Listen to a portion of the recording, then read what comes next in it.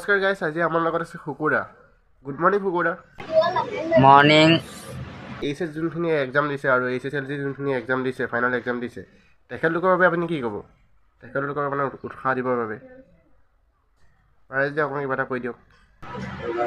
Happy student exam HSLC and HS student, all student my happy. So my request,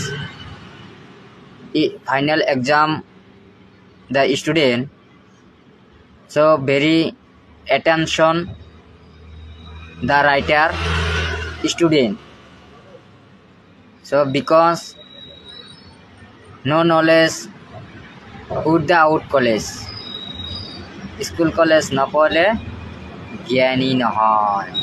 গতিকে আপোনালোকে মোৰ ফালৰ পৰা আন্তৰিক শুভেচ্ছা যাচিছোঁ, আপোনালোকে ভালকৈ পঢ়িব। ধন্যবাদ। হয়, নিশ্চয় আপোনালোকে গম পালে, আপোনালোকে ভালকৈ এক্সামটো দিব। মই আপোনালোক বুলিয়ে কৈছোঁ, শুকুৰদাৰ খাতিৰত। ধন্যবাদ।